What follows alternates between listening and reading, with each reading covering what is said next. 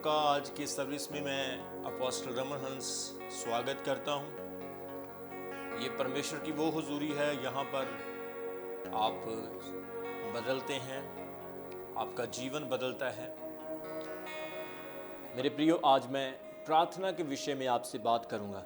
हम देखते हैं कि पवित्र बाइबल में प्रार्थना का बहुत जगह पर जिक्र किया गया है। प्रार्थना एक विश्वासी के लिए एक ऑक्सीजन का काम करती है। प्रार्थना एक विश्वासी के लिए सामर्थ का काम करती है। जब आप रेगुलर प्रार्थना करते हैं, मैं वो प्रार्थना की बात नहीं कर रहा हूँ जो 2-4 दिन के लिए की जाती है। मैं बात कर रहा हूँ जो प्रार्थना रेगुलर की जाती है, रोज़ की जाती है। जब आप प्रार्थना करते हो तो आपको समझना जरूरी है कि प्रार्थना क्या है। सबसे पहले मैं प्रार्थना का अर्थ बताना चाहता हूँ। प्रार्थना का अर्थ है परमेश्वर को धन्यवाद देना, परमेश्वर से बात करना, उससे कुछ मांगना, परमेश्वर से अपने संबंधों को मजबूत करना।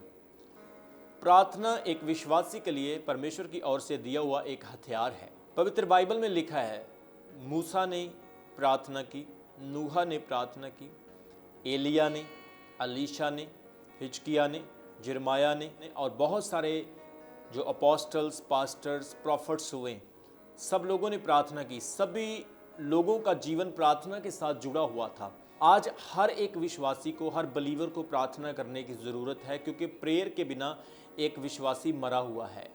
जिस तरह से आप एक पौधा लगाते हैं, उस पौधे को पानी नहीं देते हैं और वो सूख जाता है, इसी तरह से एक विश्वासी के लिए प्रार्थना है। अगर वो प्रार्थना नहीं करेगा तो उसका जीवन अविश्वास से, उसका जीवन नेगेटिविटी से भर जाएगा। अगर आप प्रतिदिन प्रार्थना करते रहेंगे, मान लो आपके ऊपर कोई मुसीबत आ गई, कोई दुख आ गया, आप उन मुसीबतों में, उन दुखों में भी खड़े रहोगे, क्योंकि वो प्रार्थना आपको ऊर्जा, आपको एनर्जी दे रही है। और उस प्रार्थना के द्वारा आप एक बड़े छुटकारे को, प्रार्थना के द्वारा आप अपने अंदर शांति को, एक रिलीफ को महसूस करोगे। Hallelujah, praise the lord. मूसा ने प्रार्थना की, बाइबल में लिखा है, जब अमालेकियों और इस्राएलियों की लड़ाई हो रही थी, युद्ध हो रहा था, तो मूसा जब भी हाथ उठाकर प्रार्थना करता था तो इस्राएली जीतते थे। जैसे उसके हाथ नीचे आते थे तो इस्राएली हारते थे। आप इस चीज़ से एक सीक्रेट देख सकते हैं कि जैसे ही आप अपने हाथों को उठाते हैं, आप जयवंत होते हैं, आप विक्ट्री को हासिल करते हैं। हाथ उठा के प्रार्थना करने का अर्थ है कि आप अपने शरीर पर पूरी तरह निर्भर नहीं हो, आप परमेश्वर पर निर्भर हो। आपका ध्यान परमेश्वर की तरफ लगा हुआ है। आज आपने अगर प्रार्थना वाला जीवन नहीं बनाया, अगर आप प्रार्थना वाले जीवन में कमज़ोर हैं, आज ही आप प्रेयरफुल लाइफ अपनी शुरू करें। आज ही आप प्रभु के साथ समय बिताना शुरू करें। हम देखते हैं कि दानियल दिन में 3 बार प्रार्थना करता था। दाऊद भी प्रार्थना करता था, मूसा भी प्रार्थना करता था, अब्राहम प्रार्थना करता था। कुछ लोगों ने जेल में प्रार्थना की, घर में प्रार्थना की, कुछ लोगों ने पहाड़ों में प्रार्थना की, लेकिन प्रार्थना वाला जीवन था उनका। आप कैसे भी प्रेयर करते हो ये मैटर नहीं करता, लेकिन प्रेयर होना ज़रूरी है हर विश्वासी के लिए। जैसे हम देखते हैं कि इस वक्त बहुत ही कठिन समय चल रहा है। पूरे संसार में लोग डरे हुए हैं, घबराए हुए हैं, इकॉनमी डाउन हो चुकी है, देश में व्यापार की कमी हो चुकी है, लोग भूखमरी से, लोग बीमारियों से जकड़े हैं, बुरी बुरी तरह से लोग परेशान हैं। तो इस मुश्किल समय में अगर आप लोग भी डावाडोल हो जाओगे तो आपके जीवन में कोई मार्ग, कोई रास्ता आपको दिखाई नहीं देगा। लेकिन सबसे भली बात यही है कि आप प्रार्थना करना शुरू करें, आप प्रेयर करना शुरू करें।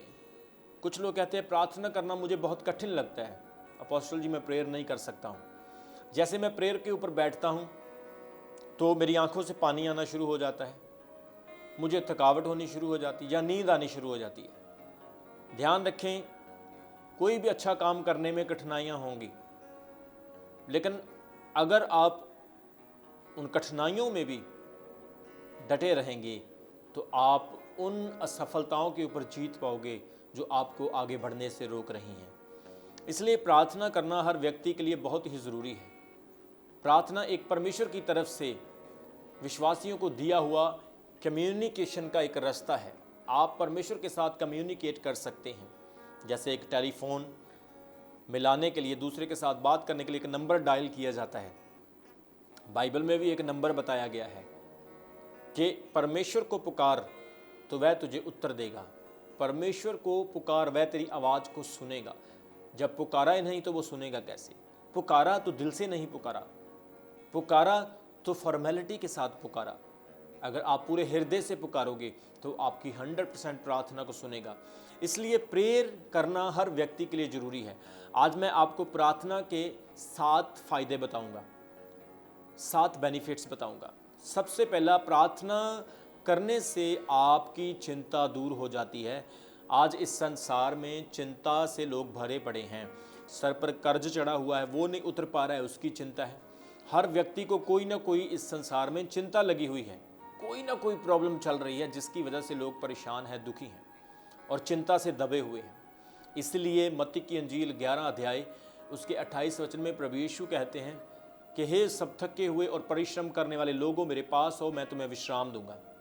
चिंता आपको एक कमज़ोर व्यक्ति बनाती है, चिंता आपको एक असफल व्यक्ति बनाती है।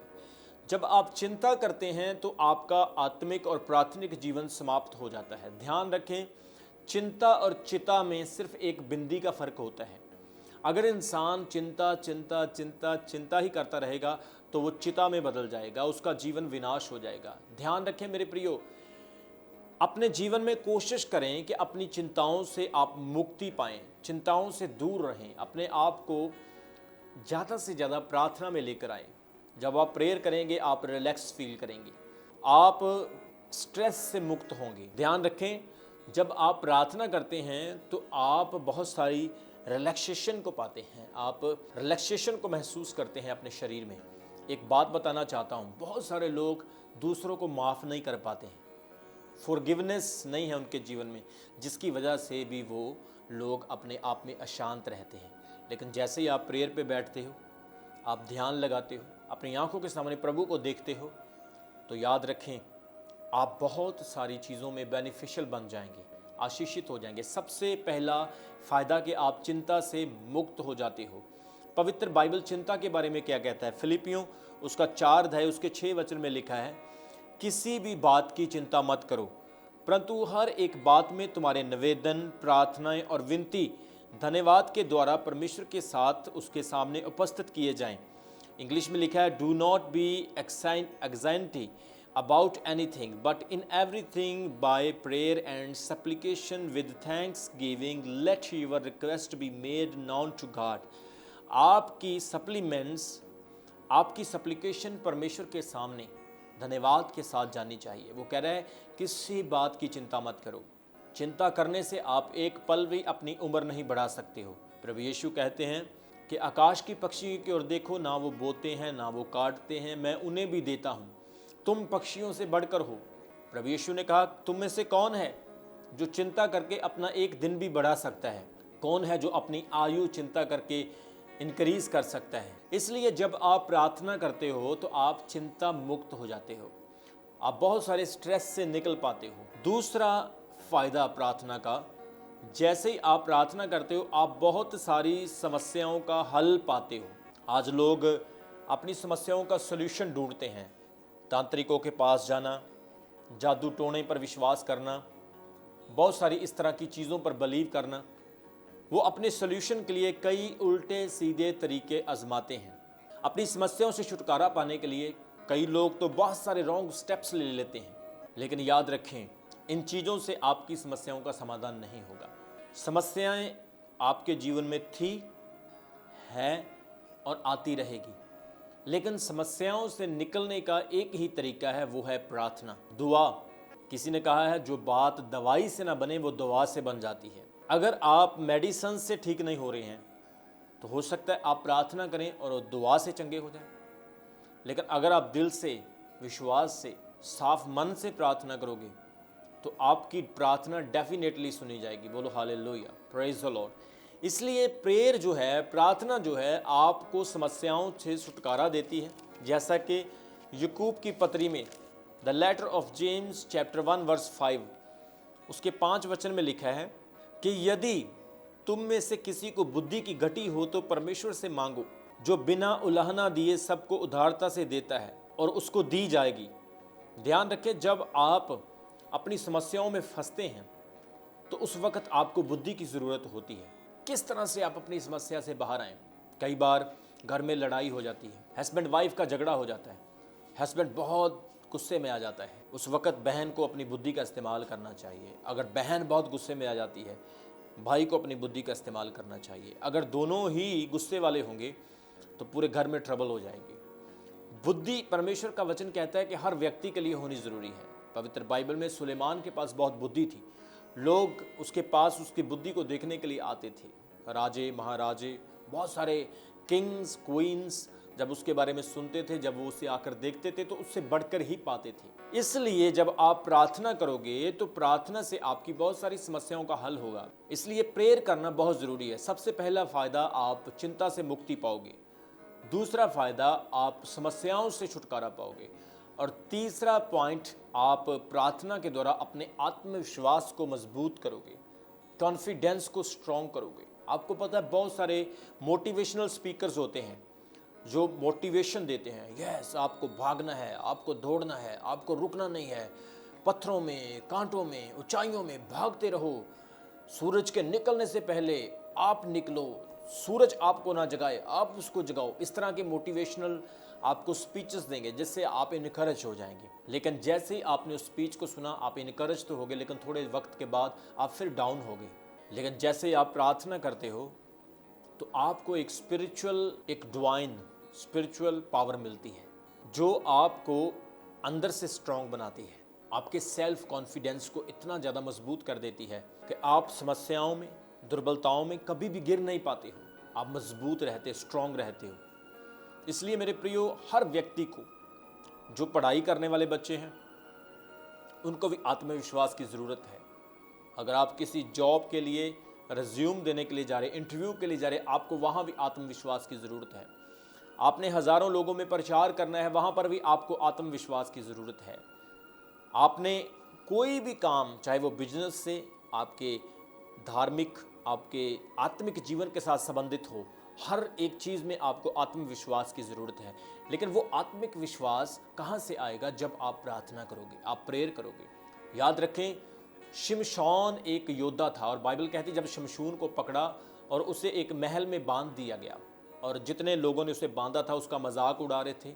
एक शूरवीर जो हज़ारों को अपने हाथ से मार देता है, इतनी पावर उसके अंदर, आज वो गुलाम बन चुका है, कैदी बन चुका है। और पवित्र बाइबल कहता है अब उसकी आंखें भी निकाल दी गई और अंधा करके उसका मजाक उड़ाया जा रहा है और एक महल में उसे बांध दिया गया जहां पर राजे बैठे हैं। लगभग 3000 के लगभग लोग वहां पर बैठे और उसका मजाक उड़ा रहे हैं। एक शूरवीर को पकड़कर बांधा हुआ है। अब वो शूरवीर प्रार्थना करता है, दुआ करता है। शमशून की ज़िंदगी के बारे में अगर देखते हो तो वो माँ के पेट से जब पैदा हुआ तो परमेश्वर ने कहा था कि ये परमेश्वर का नज़ीर, परमेश्वर का प्यारा होगा, ध्यान रखें। उसके पास इतनी सामर्थ थी, इतनी पावर थी, वो पत्थरों को भी तोड़ देता था।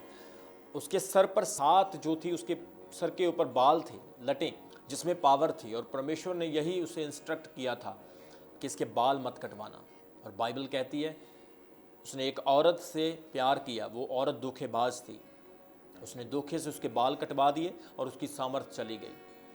आज उसे बांध दिया गया और वो प्रार्थना कर रहे हैं। उसका आत्मविश्वास खत्म हो चुका है, अंदर से खाली हो चुका है, पावरलेस, होपलेस, पॉइंटलेस हो चुका है और प्रार्थना कर रहा है कि प्रभु मुझे पहले वाला बल दे, मैं अपने गुनाहों से क्षमा मांगता हूँ, मुझे पहले वाला बल दे, मैं अपने दुश्मनों से बदला लेना चाहता हूँ। ये लोग तेरा मजाक उड़ा रहे हैं, मेरा मजाक उड़ा रहे हैं। वचन में लिखा है उसके अंदर आत्मविश्वास बढ़ा। लेकिन मैं आपसे पूछना चाहता हूँ, कैसे बढ़ा वो आत्मविश्वास? प्रार्थना के द्वारा, दुआ के द्वारा। वही समर्थ वापस आई।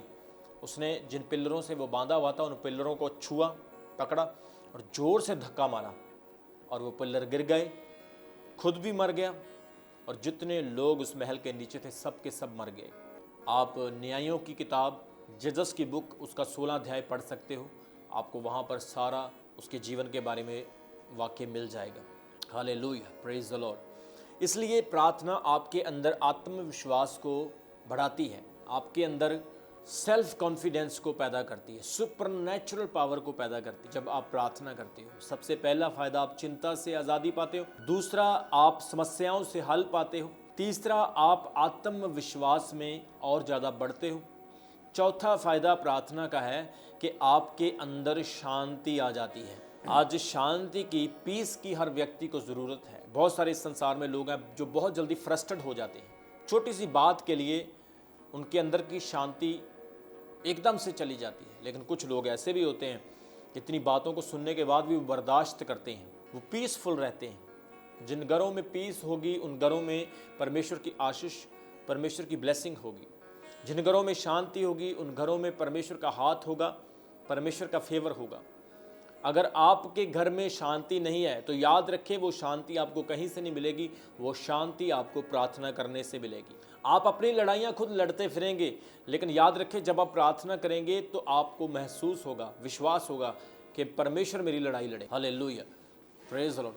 इसलिए मेरे प्रियो, इस चीज़ को याद रखें कि शांति आपको कहीं से नहीं मिलने वाली है, आपको कहीं से पीस नहीं मिलने वाली है। पीस सिर्फ आपको प्रार्थना से मिलेगी। Prayer will increase your peaceful life. आपकी पीसफुल लाइफ प्रार्थना के द्वारा ही इंक्रीज होने वाली है। हालेलुया। इसलिए आप परमेश्वर से शांति मांगे, परमेश्वर से कहें कि प्रभु मुझे शांत कर, मुझे अपनी पीस से भर, अपनी दया से भर, अपनी करुणा से भर, तो परमेश्वर आपको अपनी शांति देगा, अपनी पीस देगा। हालेलुया।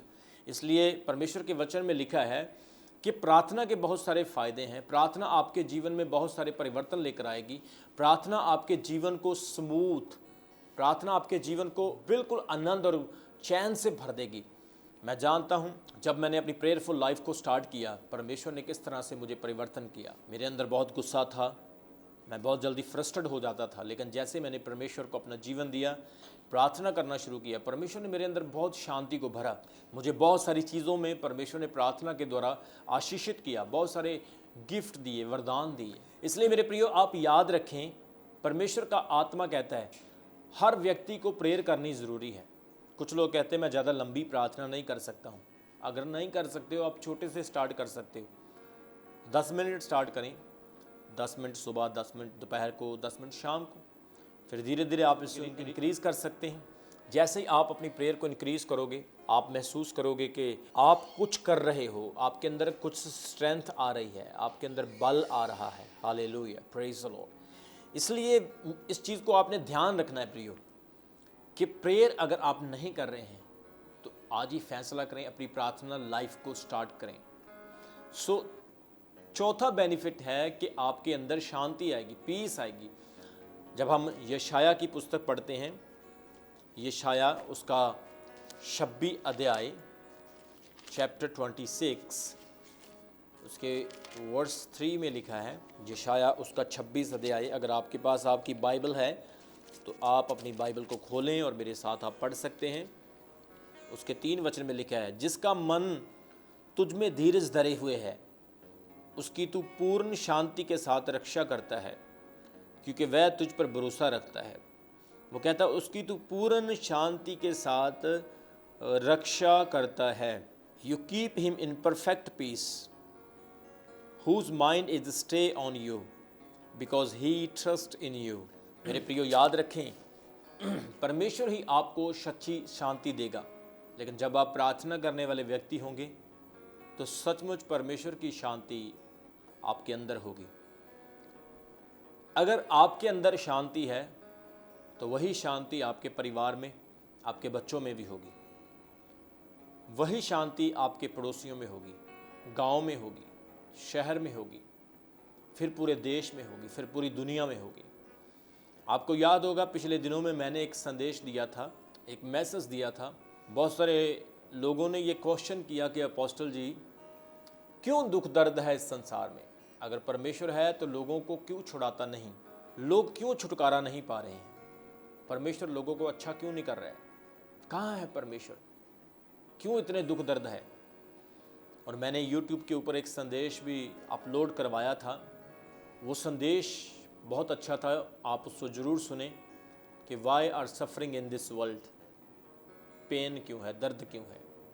प्रार्थना करने से आपके अंदर शांति आएगी, पीस आएगी, आप पीसफुल व्यक्ति होंगे। 5वां फायदा है, प्रार्थना आपको परमेश्वर की इच्छा समझने में सहायता करेगा। बहुत सारे लोग अपने जीवन में परमेश्वर की इच्छा को नहीं समझ पाते हैं, वो ऑलवेज कंफ्यूज रहते हैं, ऑलवेज। मान लो आपकी एंगेजमेंट किसी के साथ हुई या आपकी शादी हुई, वो शादी टूट गई या एंगेजमेंट टूट गई।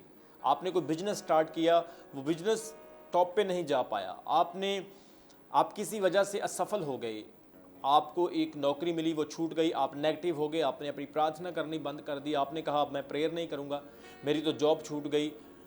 मतलब हर चीज़ को आप नेगेटिव लेते हैं, हर चीज़ को अपने फ़ायदे के लिए लेते हैं। लेकिन आपको याद होना चाहिए कि जब आप प्रेयर करेंगे, आप परमेश्वर की इच्छा को अपने जीवन में समझेंगे। अगर आपकी जॉब छूटी है, आप समझेंगे कि नहीं, परमेश्वर ने मेरे लिए बेस्ट रखा है। अगर आप कोई काम करते करते असफल हो गए, आप कहेंगे नहीं, परमेश्वर और बड़ा काम मेरी लाइफ में करने के लिए जा रहा है। अगर आपको किसी चीज़ में घाटा पड़ा तो आप नेगेटिव ना लें, आप कहें कि परमेश्वर मेरी ज़िंदगी में अद्भुत काम करेगा। परमेश्वर की इच्छाएं आप तब भी समझ पाओगे जब आप प्रार्थना करोगे, आप प्रेयर करोगे।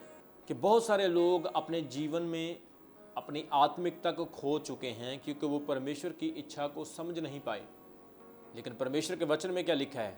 जब आप प्रार्थना करते हैं तो आपको फ़ायदा होगा कि आप परमेश्वर की इच्छा को अपने जीवन में समझ पाएंगे। हालेलुया। 6 पॉइंट है, जब आप प्रार्थना करेंगे तो आप दूसरों को माफ़ करेंगे। प्रार्थना करने से आपको फ़ायदा होगा, आपके अंदर दूसरों को क्षमा करने की सामर्थ्य आएगी। आज इस संसार में लड़ाइयाँ, झगड़े, नफ़रत क्यों ज़्यादा है? क्योंकि लोग एक दूसरे को माफ़ नहीं कर पाते हैं, क्षमा नहीं कर पाते हैं। बहुत सारे डॉक्टर्स भी ये कहते हैं कि बहुत सारी बीमारियाँ, स्ट्रेस, टेंशन लोगों को माफ़ ना करने की वजह से भी होता है। उनके अंदर एक गुबार, एक प्रेशर सा बना रहता है। इसलिए मेरे प्रियो, माफ़ी पवित्र बाइबल का एक सबसे बड़ा हिस्सा है।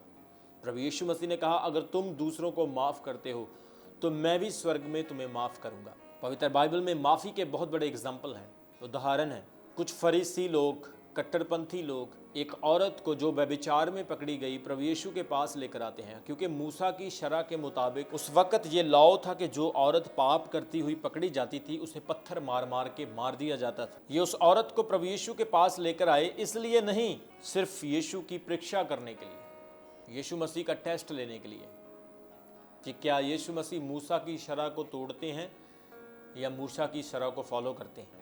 उस औरत को प्रभु यीशु के पास लेकर आते हैं और कहते हैं, हे यीशु, हमने इस औरत को पाप करते हुए, व्यभिचार करते हुए पकड़ा है और मूसा की शरह के मुताबिक, मोसेसिक लॉ के मुताबिक ये हुक्म दिया गया है कि जो औरत पाप करते हुए पकड़ी जाती है उसे पत्थर मार मार के मार दिया जाए। अब तू बता, तू इस औरत के विषय में क्या कहता है। यीशु की परीक्षा ले रहे हैं क्योंकि वो जानते थे कि अगर यीशु कहेगा कि आप इसे पत्थर ना मारो तो हम कहेंगे तू भी मूसा की शरह को तोड़ता है, मूसा के लॉ की उल्लंघना करता है। तो अगर तू कहेगा कि पत्थर मारो तो लोगों के सामने यीशु की छवि खराब हो जाएगी कि दुनिया को अच्छा उपदेश देने वाला आज खुद ही बोल रहा है कि एक औरत को पत्थर मार के मार दो। यीशु के सामने एक बहुत बड़ा सवाल है, बहुत बड़ा एक क्वेश्चन किया गया है। लेकिन मैं ये विश्वास करता हूँ कि ये यीशु मसीह के लिए कुछ भी बड़ा नहीं है, क्योंकि प्रभु के पास हर चीज़ का सॉल्यूशन है, हर क्वेश्चन का आंसर यीशु मसीह के पास है। बोलो आमीन। यीशु मसीह ने उन कट्टरपंथियों को, उन फरीसियों को, उन सदूकियों को क्या कहा कि इस औरत ने पाप किया है, ये पाप करते हुए पकड़ी गई है, ठीक है, लेकिन इस औरत को सबसे पहले पत्थर वो मारे जिसने अपने जीवन में कभी भी पाप नहीं किया है। अब ये बात सुन के वो सब लोग एक दूसरे के मुंह की तरफ देखने लगे और सब ने अपने पत्थर हाथों से छोड़ दिए और अपने अपने रास्ते पर चले गए। वो औरत अकेली रह गई। यीशु मसीह ने कहा, क्या तुझे किसी ने पत्थर मारा? उस औरत ने कहा नहीं। तो उसने कहा, जा, मैं भी तुझे क्षमा करता हूँ, लेकिन याद रख, आज के बाद पाप मत करना। आप भी अपने पाप भरी जिंदगी में हो सकते हैं। व्यभिचार का स्पिरिट, नशे का स्पिरिट, जेलसी का, हेट का स्पिरिट आपके अंदर हो सकता है, डिसोबीडियंस का स्पिरिट आपके अंदर हो सकता है। लेकिन जैसे ही प्रभु यीशु मसीह से आपका इनकाउंटर होगा, वो कहेगा, जा, मैं तुझे आज़ाद करता हूं, लेकिन आज के बाद तुम पाप मत करना। प्रभु यीशु मसीह ये कभी नहीं कहेंगे कि जा, तेरे पाप क्षमा हुए, और आपके पाप वो जो किए आपने क्षमा तो हो गए, आप फिर आगे पाप करते रहे। जैसे कि प्रेरित पौलुस कहता है रोमियो की पत्री में कि अगर परमेश्वर का अनुग्रह हम पर है तो क्या हम पाप ही करते रहें, हम अपराध ही करते रहें? नहीं, परमेश्वर ने, प्रभु ने हमारे पापों को माफ़ किया है, इसलिए अब आगे पाप अपराध नहीं करना है। यीशु ने ऑलवेज वार्निंग दी है कि तुम्हारे पाप क्षमा हो चुके हैं। लेकिन तुम आगे को गुनाह, आगे को पाप मत करना। Hallelujah, praise the lord. प्रभु यीशु मसीह ने कहा कि तुम माफ़ करो। आज भी आप देखें बहुत सारे मसीही लोगों पर परसिक्यूशन किया जाता है। इंडिया में और दूसरी कंट्रीज़ में क्रिश्चियंस लोगों को मारा जाता है। वो अपने विश्वास की वजह से बहुत सारे टेम्पटेशन से गुजरते हैं, लेकिन फिर भी वो लोगों को माफ़ कर देते हैं। आप जानते हैं ग्राम स्टेन जो कि उड़ीसा में सेवा करता था, वो अपनी कंट्री, अपना देश छोड़ के अपने बच्चों के साथ कोड़ियों की सेवा करने के लिए, लोगों की सेवा करने के लिए आया। कुछ कट्टरपंथियों ने उनकी गाड़ी को आग लगा दी, उनके बच्चों को भी मार दिया, जो छोटे छोटे बच्चे थे, उनके 2 बेटे थे, और ग्राम स्टेन को भी उन्होंने मार के शहीद कर दिया। जब कोर्ट में बात पहुंची तो ग्राम स्टेन की पत्नी ने जिन्होंने उनके पति को और बच्चों को मारा था, ग्राम स्टेन की पत्नी ने कहा, मैं इन अपराधियों को क्षमा करती हूँ, माफ़ करती हूँ। ये बहुत मुश्किल है, बहुत कठिन है, ये आसान नहीं है। दूसरों को माफ़ करना बहुत कठिन है, लेकिन जब आपके अंदर प्रभु का आत्मा, होली स्पिरिट आ जाता है, जब आपके अंदर परमेश्वर का स्पिरिट आ जाता है, आप दूसरों को माफ़ करते हैं, आपके अंदर वो सामर्थ आती है। इसलिए जब आप प्रार्थना करते हैं, आपके अंदर फॉरगिवनेस का, माफ़ करने का आत्मा, क्षमा करने का आत्मा आ जाता है। आपको पता, जब आप दूसरों को माफ़ नहीं करते हो तो आपकी प्रेयर के आगे एक ब्लॉकेज है, दीवार है, वॉल है।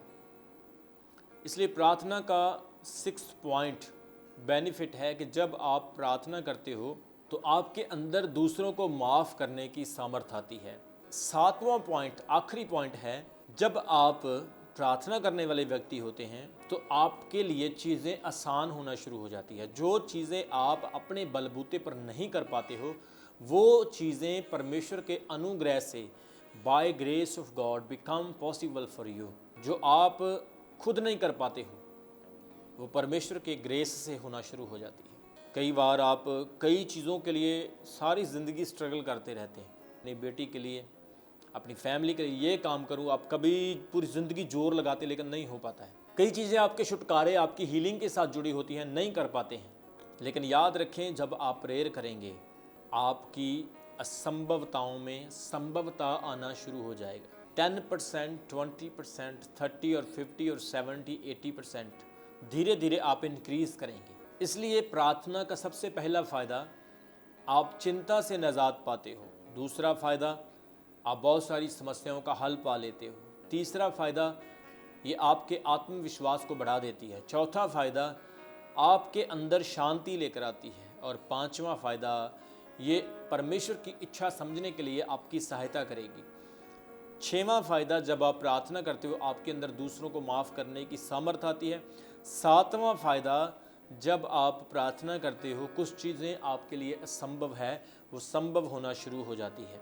याद रखें, जब आपके विरुद्ध में योजनाएं बनती है, जब लोग आपको नुकसान पहुंचाने की कोशिश करते हैं, अगर आपका प्रार्थना वाला जीवन है तो आपको कोई भी नुकसान नहीं होगा। परमेश्वर आपके लिए रास्ते बनाएगा, परमेश्वर आपकी सहायता करेगा, मदद करेगा। हालेलुया। प्रार्थना के द्वारा सब कुछ हो सकता है। प्रेयर आपके कैरेक्टर को, चरित्र को, सोच को, विचार को, आपके दूसरों के साथ व्यवहार को बदल देती है। प्रार्थना आपका व्यवहार लोगों के साथ अच्छा करती है। प्रार्थना कोई ट्रेडिशनल काम नहीं है प्रियो। प्रार्थना ये नहीं है कि आप जस्ट डेली रूटीन में कर रहे हो। प्रार्थना परमेश्वर के साथ एक रिश्ता है, एक रिलेशनशिप है। इसलिए आज जितने लोग प्रेयर नहीं करते हैं, आपने अपनी प्रार्थना को इंक्रीज करना है। दाऊद ने जब पाप किया, बाइबल कहता है कि उसने परमेश्वर से प्रार्थना की और कहा, प्रभु मेरे पापों को माफ़ कर। प्रेयर के द्वारा आप अपने पापों की क्षमा पा सकते हैं। प्रभु यीशु मसीह के चेले प्रभु के पास आते हैं और कहते हैं, प्रभु हमें प्रार्थना करना सिखाइए। और प्रभु यीशु मसीह उन्हें प्रार्थना करना सिखाते हैं और कहते हैं, जब तुम प्रेयर करो तो ऐसे करो, हे मेरे पिता तू जो स्वर्ग में है, तेरा नाम पवित्र माना जाए, तेरा राज्य आए, तेरी इच्छा जैसे स्वर्ग में पूरी होती है इस पृथ्वी पर हो। हमारे रोज की रोटी आज हमें दे, जैसे हम अपने अपराधियों को क्षमा करते हैं, हमारे अपराधों को भी क्षमा कर। हमें परीक्षा में न पड़ने दे, पर बुराई से बचा, क्योंकि बादशाहत, कुदरत और जलाल हमेशा तक तेरा है। इसलिए प्रार्थना करें, प्रेयर करें।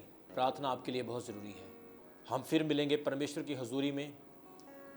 मैं आप सब लोगों को प्रभु यीशु मसीह के सामर्थी नाम से आशीष देता हूँ।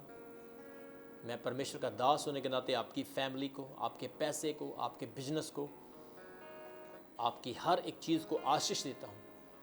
God bless you, God bless you. परमेश्वर आपके साथ हो। फिर मिलेंगे प्रभु की जिंदा हजूरी में।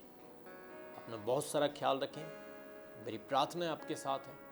प्रभु यीशु मसीह आपके साथ है। God bless you. Amen, amen. अभी हमारे चैनल को सब्सक्राइब करें। हमारे चैनल का नाम है रमन हंस मिनिस्ट्रीज और नीचे दिए गए बेल आइकन पर प्रेस करें। आप हमें फेसबुक पर भी फॉलो कर सकते हैं। हमारा फेसबुक पेज है रमन हंस मिनिस्ट्रीज।